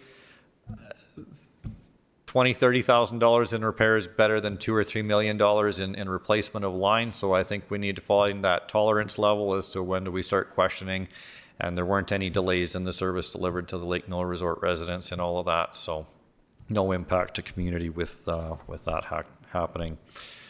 If there's anything that council would like to ask questions of before your delegation at 11:45, I'll do my best. Thank you for that. Councillor Johnson.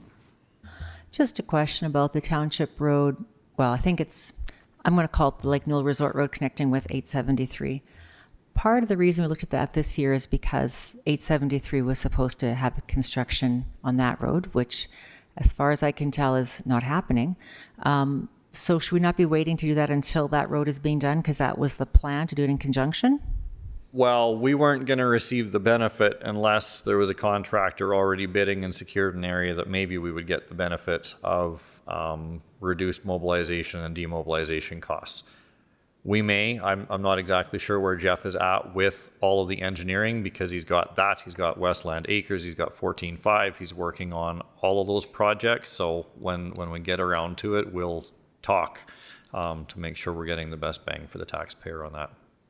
We have some challenges in the design of that road already, and we're talking about what the design looks like and whether it's 100 kilometers or whether it's an 80-kilometer speed limit. We have some things to work through before we get to tendering. Okay, thank you. Any other questions? Councillor Chris. Quick one.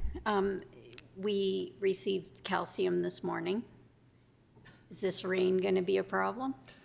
We'll monitor those things as best we can, but we're on about an 18-day program this year based on some growth from industry and stuff.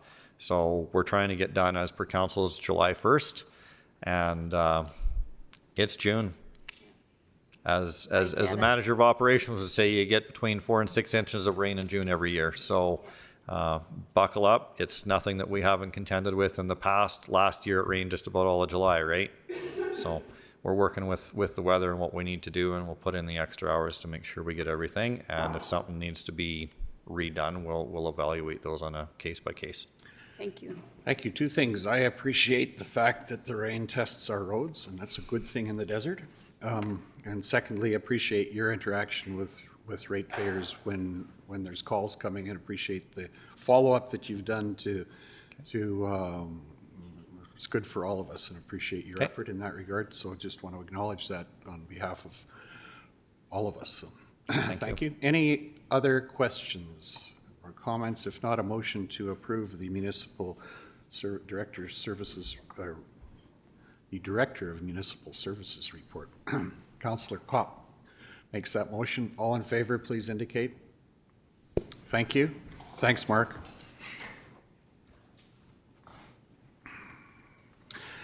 Post-agenda items. I realize I did not ask for post-agenda items at the beginning of the meeting, but I don't think we had any. Are there any other post-agenda items? Seeing none, we will move to, and it being 11:45, I'll welcome the representatives from the Grassland Soccer Association. If you would take the chairs in front of us here, and let's have introductions. So let's start over here with Councillor Johnson, please. I'm Neil Johnson, Director 7. Good morning, Adina Scandrip, Division 2, the hamlet of Tilly and surrounding area. Good morning and welcome. Greg Screever, Division 5, Lake New Resort and South of Brooks. Morning, I'm Kelly Chrisman, the southwest side of the county, Division 6. I'm Arno Dirksen, Division 9, the Gem and Rosemary areas. Welcome, Matt Fensky, CAO. Good morning, Holly Johnson, Division 4, Rainier, Scandia, Bow City, Castles, and Antelope Creek areas. Oh, there, Dan Baumgarten, Division 1, Rolling Hills. Good morning, I'm Lynette Kopp, Division 3, Patricia Millicent areas. Hello, Ariana Nielsen, Executive Assistant. Sandra Stanway, Brooks Bulletin. Megan Dingwall with Grassland Soccer Association. Biftu Abdullah, sorry I'm late, with Grassland Soccer Association. Awesome. So just want to begin by thanking our... sorry, there's a couple of people in the back there yet. Mayor. Norm Gerstein, Mayor of Brooks. Yeah. Anne-Marie Phillipson, City of Brooks. Right. Special welcome to Mayor Norm and Councillor Anne-Marie. Thanks for coming in this morning. And the floor is yours. Go ahead. Welcome to our guests from Grassland Soccer. Sorry for jumping the gun there. No worries. So just want to thank Reed Borkson and County Council for taking the time this morning to hear a little bit about our project and what we kind of need to move forward and make this a reality. So Grassland Soccer Association is a nonprofit organization governed by Alberta Soccer, and so we provide year-round soccer opportunities, indoor and outdoor, to the entire region. And so we're run by a board of volunteers. We have 10 volunteer board members, and we also have one technical director, and so he has his Class A license, and he's able to coach at a high level and provide that very technical expertise that we need for our grassroots programs as well as our competitive programs as well. Currently, this 2026 outdoor season, we have 540 registered participants.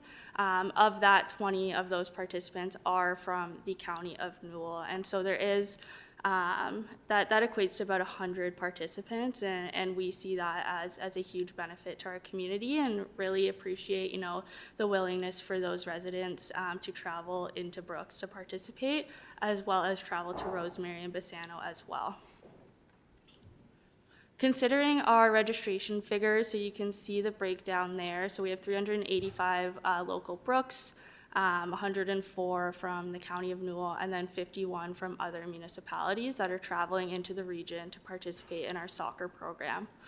The second chart there breaks down our registration by our two main streams, and you could see indoor, we see an increase year over year, 2025, a little bit of a dip there, but more so looking at the outdoor participation figures, and you can see from 2022 to 2024 there was a gradual increase. However, in 2025 and 2026 there was a decrease, and that was due to capping our major age groups, so that U7 to U11 age group, where we're seeing probably close to 10 to 12 teams. We just don't have the space to accommodate that. And something really important, and that I'll touch on a little bit later, is having soccer at one location. Families walk, brothers and sisters are bringing their siblings to soccer, and so it's really important that it's at one location, and so that really impacts our decision as to capping the registration figures and looking at this future space. Our current situation. So right now we are using school division land essentially, and so they're not registered soccer fields, it's green space. We don't have control over irrigation and maintenance, and so you can see the far right picture there. Grassland invested in some sod. We planted the sod. Due to not having control over irrigation and watering, the sod died, and now you can see on the picture on the left there, it is a dirt hole. And so we have issues when it's raining. We get 4 to 6 inches of rain. We have to cancel soccer. To think about the school's use of this land as well for recess and the impact that it has. on the ground. And something I just want to note is when a municipality has like a Class A soccer field, for example, so that's like irrigated, proper soil, sod, it's been able to grow in the ground for a long time. 600 hours is kind of the max that we want to see on that field before we start to see deterioration. And when we're looking at our situation, you know, it's not a soccer field, it's not turf, it's just green space. We're looking at about 350 hours, and currently GSA is around 390 hours. So we're already exceeding that deterioration, which you can see in these photos. We are very grateful for the school to allow us to use the land. You know, when the track was built and we lost the space at Eastbrook and the junior high was built, you know, those are really important assets to the community. However, we leaned on the schools, and Griffin Park was able to give us space, and the City of Brooks was also grateful to give us space over at Evergreen. But again, these aren't soccer fields. We can't host tournaments. We can't bring other teams into Brooks and area to play exhibition games, tournaments, provincials, whatever it may be, just due to these field conditions. So looking at our project timeline, so we have acquired land by the Quad Ball Diamonds. The City of Brooks leased that land to us for $1, which we're again very thankful for. And so we've begun the process to develop these fields. So we acquired the land in June 2025. There was a power line that we had to move underground. And so we talked with Fortis, and they were able to do that a few months ago. And so our next step is land leveling. And so we have gone under contract with Brooks Asphalt to begin the land leveling of the land. And so they're a little bit behind with the rain. You know, we just heard from the Director of Municipal Services here that things are a little funky right now just with the amount of rain. And so we are anticipating that to happen in the next month or so, depending on if they're able to get their stuff done and if it stops raining. And then the next steps would be irrigation, and then vegetation, and then a few of those other things in September are, you know, extra things that we'd like to see happen, but we don't necessarily need off the offset. Looking at what other municipalities are doing, and so you can see on the left there, Olds is a little bit different, but similar in a sense, and so they developed all of this at once. With the ball diamonds and the soccer fields, and so obviously the capital cost is a little bit higher just due to the specialty fencing and stuff you need for ball diamonds. But it's just a good example of what that space in Brooks could look like with the quad ball diamonds, with the soccer fields. It can really be and has the potential to be a state-of-the-art facility in southern Alberta and not just in the region. Stettler Sports Park on the right there, so that is, again, very similar. The Soccer Association there maintains those fields and operates those fields, and so that capital cost is a little bit in line as to what we are anticipating this project to cost. And just a couple other examples of sport fields in southern Alberta and that Grasslands travels to quite often to participate, again, because we, and it's more competitive teams, but we're having to travel to these municipalities and going to their municipalities, using their services to participate in tournaments and exhibition games. But these are just some examples that are a little bit more local. One thing that I did want to touch on is the 2021 master plan that the City of Brooks completed. And so in that plan, it outlines some benchmarking. And in that benchmarking, it was against Wetaskiwin, Lacombe, Camrose, Tabor, Okotoks, and Chestermere. So recognizing, you know, some of those the population is a little bit similar, some are a little bit higher, but when doing benchmarking, you want to scale up, you want to look into the future. And in that plan, it said that the City of Brooks had 5 soccer fields. And so at that time, the Eastbrook fields were considered in that, and the Duke of Sutherland was considered in that. And so looking now with Eastbrook gone, the state of our fields at Griffin Park, and Evergreen.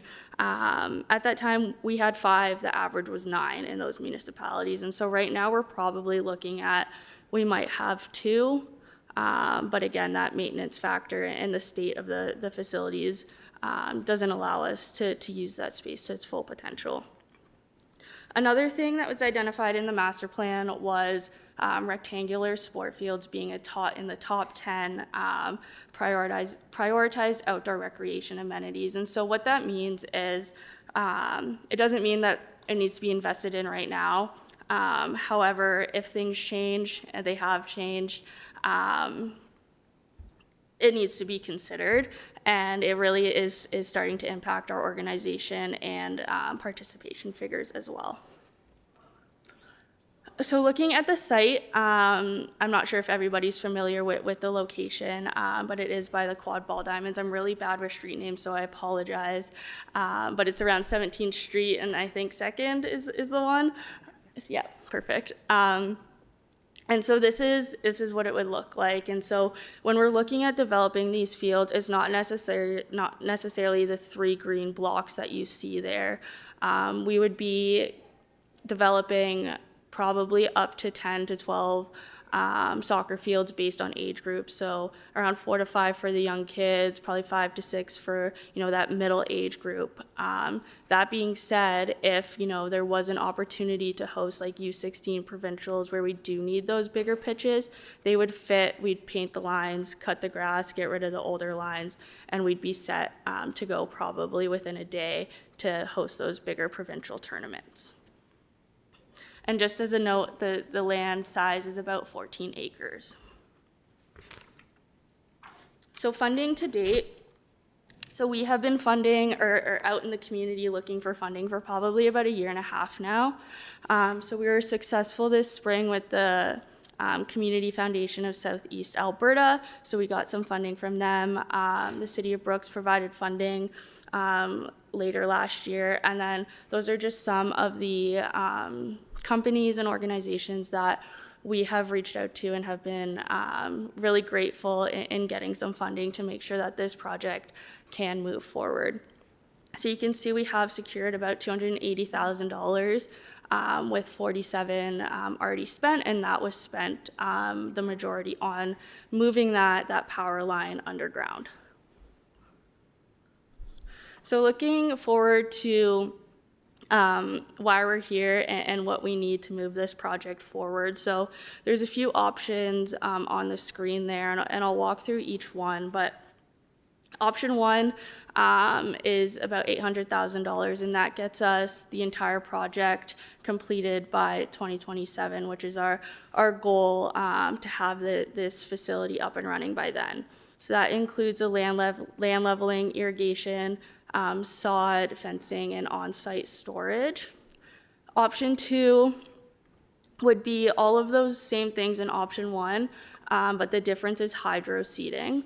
And I'll get into a little bit of the difference between sod, hydro seeding, and seeding in a moment here. And then option 3 is land leveling, irrigation, and hydro seeding. And so the difference, I know it's a huge difference in price, obviously. And so sod would be our main one, and that's just due to the fact that it sits better. It's better for sport fields. It lasts longer. It catches on faster, and the lifespan of it is longer. Hydro seeding is a great second option.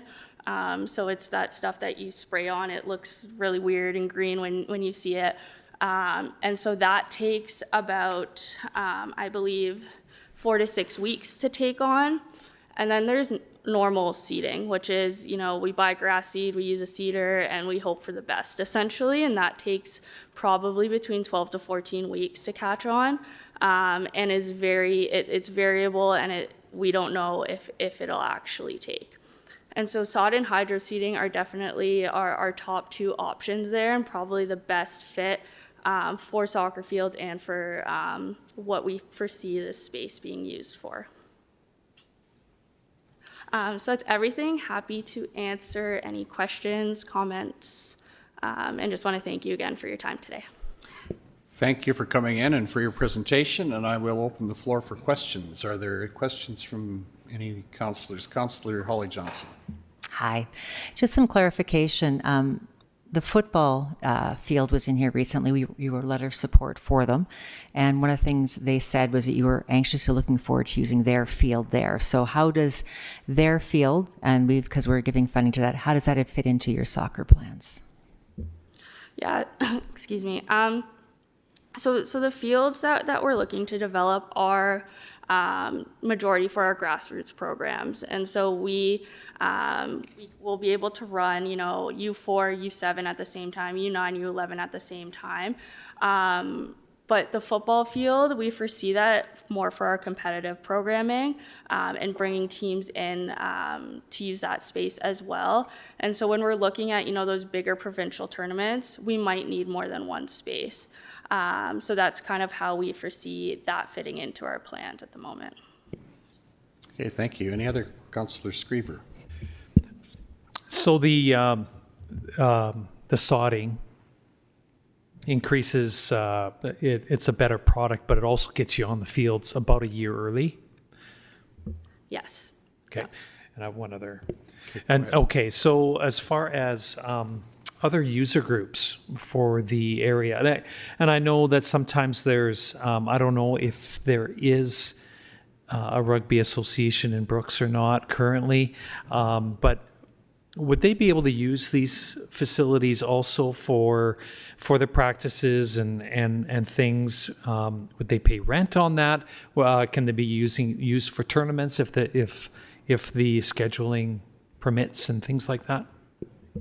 Yes, definitely.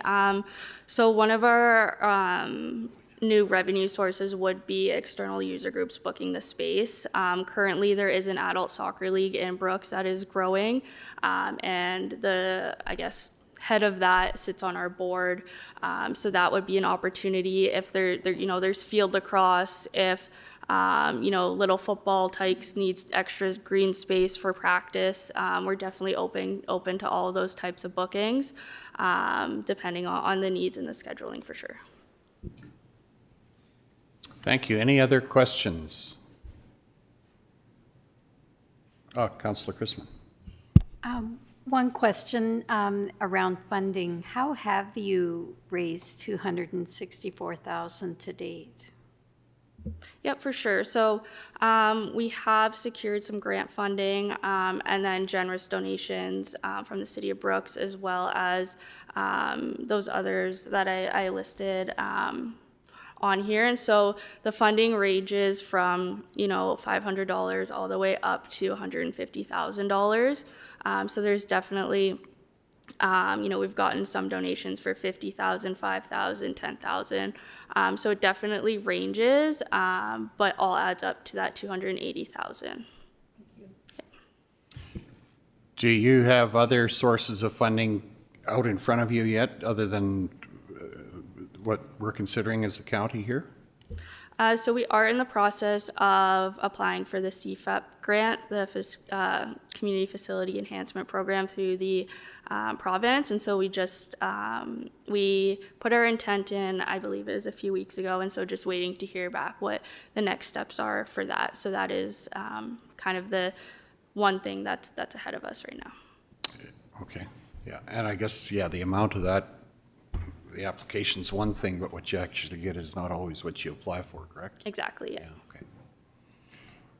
Any other questions? Councillor Screever. I'm prepared to make a motion. Okay, we do have a recommendation in front of us. Go ahead and... Yeah, I'd like to make the motion or recommendation, option number 1, that the county approve 25% up to $260,875 from the Recreation Fund. Okay, thank you. Councillor Holly Johnson. Well, I guess I'm coming from a bit of a different angle. We did give money to this, indirectly to the soccer program through our $750,000 matching with the football field. This fund there's a lot of requests in this fund coming all the time. It's pretty constant now. And this isn't used, it's majority, it's not that many county, 20% of the kids of the county. So I am more looking at an option 3 of 124,250. That's the direction that I'd be looking at. So coming a bit of a different, not that I don't want to support it, it's just that everyone's coming with their hands out, and there's many more coming that we know of. Okay, thank you for that. We have a motion on the floor. I have one more comment here, and then I think I'll come back to you. Go ahead, Councillor Neal. I think the soccer funding is really worthwhile because you look after 565 kids. You get a big bang for your buck out of this money. Okay, thank you. Councillor Screever. Again. Yeah, and I just as a rebuttal to Councillor Johnson, I do feel that this association and it does reach a lot of kids. Plus, it does touch a lot more county kids than a lot more families that involve county participation. So, for instance, myself, I have a grandkid that is. I live in the county. My grandkid lives in the city. So yeah, we as a family use this facility. We'll be using this facility as the grandkids get older and older. So although it says 20%, I think it touches a lot more families than what's indicated. Okay, thank you. Councillor Kopp, sorry, I'll come back to you yet if you're, sorry. Yeah, just a question that I just thought of when you said families. Back in the day when my kids played soccer, we played in Dutchess, we played in Rosemary, we played all over the place. Is that not how grassland soccer is run anymore? It's all ran in the city of Brooks? Is that true?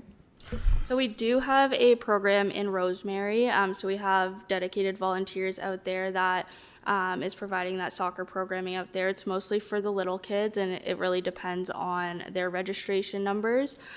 We do see the older kids coming into Brooks to play.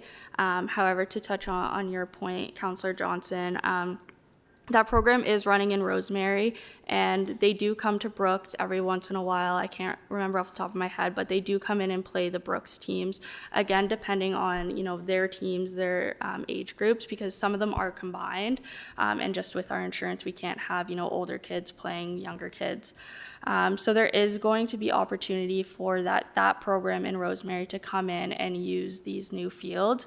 And again, it'll expand our ability to do that, right? So we're already capping our programs at 8 teams because we just don't have the space, we don't have the time, there's no lights, we can't go past a certain amount of time. We also don't want younger kids playing at 8 p.m. And so this will really impact our ability to bring those teams in and have more games and bringing those county residents into our new facility. Thank you. Councillor Johnson. So every rural school plays soccer to some degree on their field. So you're not ever going out to the county, directing kids to go play in the county. The kids always need to come in. So generally speaking, yes, and it goes back to the transportation issue. And so with our competitive teams, for example, we've had major issues with, the kids are great at soccer, they just don't have the ability to get elsewhere. And so that's why we need the space as one, so that, it is easy access. That being said, that could be something we look into in the future. Expanding our programming into the schools and what that looks like. But again, the transportation is a huge challenge and barrier for us, and we try to navigate it through our competitive programs and through our recreation programs as well. Okay, thank you. We have a motion on the floor. I have 2 questions, one for you and then one for Matt, maybe with regard to the funding in the account that we're drawing this from. But first of all, what's your best estimate on how many years till we get Brooks Native into the FIFA competition? Hopefully 4. Okay. Okay. Matt, what's the status of our rec account? Sure. I will point council's attention. I circulated an email earlier this morning that shows you where we had ended last year, what we had budgeted to come out of the fund. I threw in a line for the recently approved $750,000 for BGHS. After you pull that out, you're projected to end the year with $3.4 million in that fund. The $150 that came out for Silver Sage's roof. You got to subtract that, so we'll call it 3.2 million is where we're kind of thumbing it. And I, would anchor you to it's an estimate. There are several additional groups who will be coming to council. Recreation, I think we're kind of at the end of a life cycle on a lot of the bigger assets in the community. Kudos to the volunteers. There is a ton of value that the region gets out of the volunteers who have planned these capital projects. I've spent a lot of time with Grasslands, Duchess Ag Society, Rolling Hills Ag Society, setting them up. The 150 from the city, the 260, if that's what council approves today, gives these guys 410 that they can potentially multiply through that CFEP grant. And, best case scenario, they get sod, and second best case scenario, they can get hydro seeding. And that's the reasoning behind how we've worded the motion for 25%. It lets them be creative, pursue their fundraising, and hopefully get this thing off the ground. There's a lot of feet that want to be kicking those balls out there. Okay, thank you. Councillor Johnson. Oh, no question. I was going to ask what other projects were in the queue. Yeah. Okay. Do you have specifics actually of who's come, or is it just in the air? Yeah. Thank you. Councillor Baumgarten. I was just curious, there's a pretty big drop from option 1 to 2 with hydro seeding versus sod. Now, you did touch on it that sod is better, and I understand the reasoning behind it, but it's less than half as much. Now, is it purely timing, or is it just condition of field, or what is I guess a bit more color on the difference between sod and hydro seeding? Yeah, so I'll just preface this by saying I'm not necessarily a grass expert. I know with sod, there's just a better success rate. Hydro seeding is definitely a great second option. It's just gonna take more volunteer hours, fencing, making sure nobody's on it. And I mean, you have to do the same thing for sod, but it's a little bit tougher. But yeah, either are great options for us. But again, yeah, definitely not a grass expert. But yeah, sod is just, it's a little bit easier. We'd be on it faster. Hydro seeding, probably an extra 6 to 8, maybe 12 months, depending on how it takes and how much rain we get, as well as irrigation, getting that up and running. Okay, thank you. Seeing no other questions, we have a motion on the floor that says the council approve a grant to the Grassland Soccer Association field project to an amount equal to 25% of the eligible project costs to a maximum of $260,875 with the funding provided from the Recreation Fund. Any other questions? All in favor of the motion, please indicate. Do this. Okay, we have 4 opposed. The motion is defeated. Okay, are there any other, Councillor Christman, please? I will make a motion for option 2.